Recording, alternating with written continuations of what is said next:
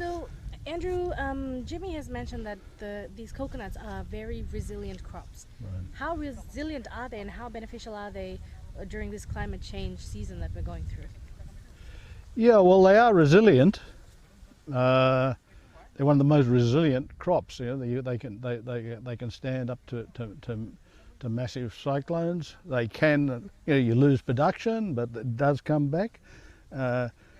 They can tolerate a fair degree of neglect. That's why you find a lot of them through the Pacific Island. They still hang in there, and they have they really are resilient. But this is when they're a reasonable age. The trouble is, most of our coconuts through the Pacific and Fiji, including particularly in Fiji, are senile.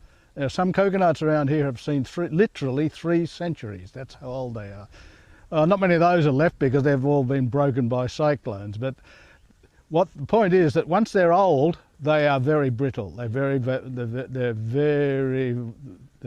vulnerable. They'll break, and once they're broken, they've had it.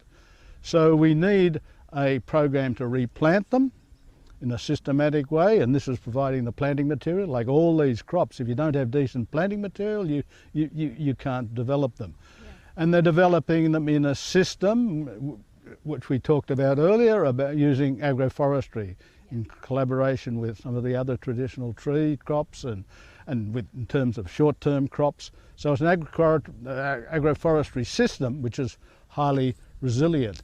Now, the beauty of coconuts is that they are resilient as long as they're not very old, but they have an exceptionally good market.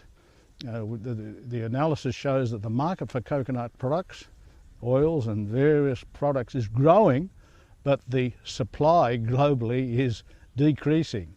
So you have increasing demand and falling supply. So we're in a situation we have to do something about it. This is where, because climate change gives us that resilience, we can produce these products, but we have to start replanting in a systematic way.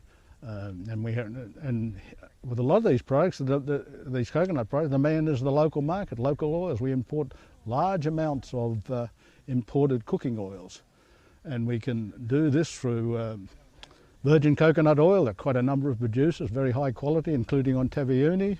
The coconut products over in Savasavu is now invested in a high-grade copra mill, focusing entirely on the local market. But the big issue is to be able to get the supply, the quality products to meet that demand. And here we are doing that, providing the planting material, making this available to the farmers, and introducing them to an agroforestry sustainable system like we're doing for all these crops. So this is where we have the advantages that climate change offers us if we do it correctly.